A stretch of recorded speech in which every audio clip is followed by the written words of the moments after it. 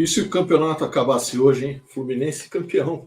Claro que é uma piada, ainda está muito cedo para dizer isso, mas o Fluminense parece, de fato, estar se consolidando aí entre os principais favoritos para essa temporada. Visto até a concorrência em má fase, o Flamengo ainda vai levar um tempo aí para se acertar com o Sampaoli. A prova disso é o tropeço contra o Inter aí na última partida.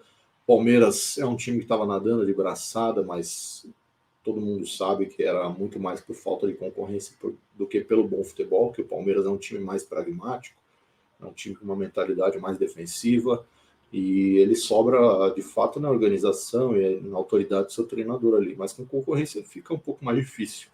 E também prova disso, também tropeçou nesse fim de semana, o Palmeiras empatando com o Vasco, por muito pouco não perde, né? Saiu perdendo por 2-0.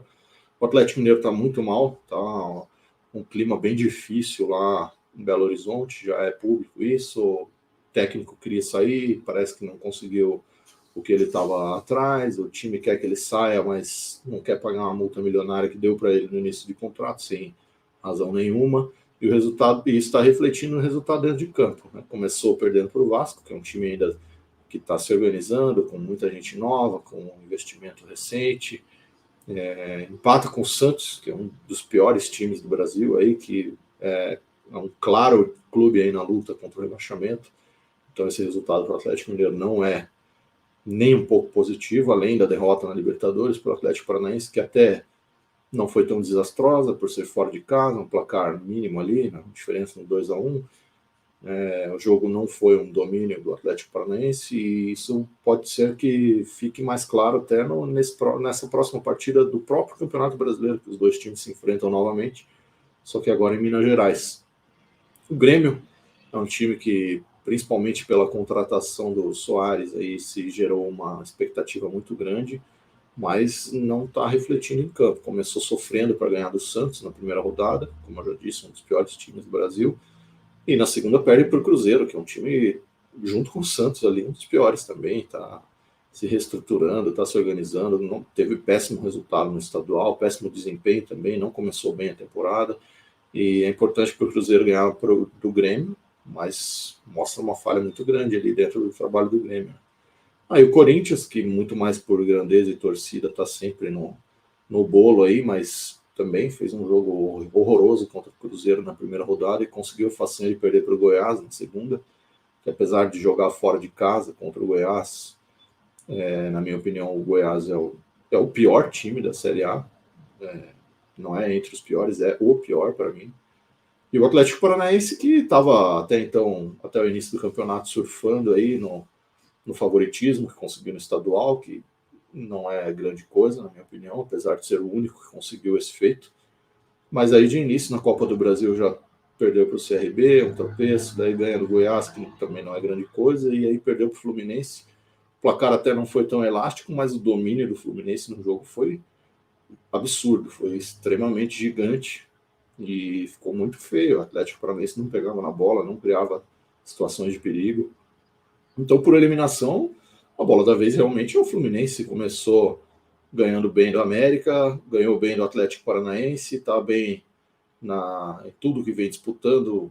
Claro, o que mais se destaca é a final do Carioca, na virada em cima do Flamengo ali, que foi muito significativa, até com uma reestreia jogando em casa ali do Marcelo, que é muito simbólico e mostrou que vem para contribuir também, não é só um nome de peso, até porque ele não é tão velho assim, né?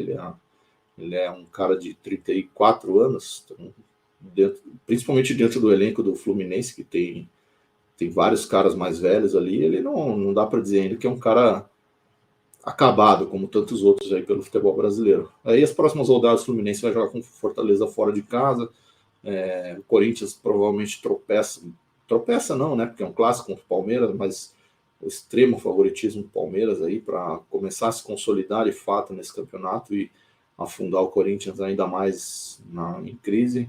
O Atlético Paranaense vai até Minas Gerais, como eu já falei, contra o Galo. O Flamengo pega o Botafogo, o Flamengo tentando se acertar num reinício de trabalho. Aí o Botafogo conseguiu 2 bons resultados já nas primeiras rodadas.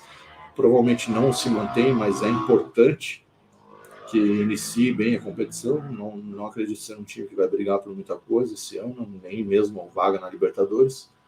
Mas o início é importante, é um início bom e vai pegar um rival ainda não é crise, porque mudou o que precisava mudar e está se reacertando. O primeiro jogo mostrou uma qualidade, o segundo jogo já caiu um pouco, apesar de ter jogado melhor do que o Inter, ter criado mais oportunidades, mas ainda tem umas escolhas erradas ali, principalmente no ataque. Não dá para tirar Pedro e deixar Gabriel no comando de ataque.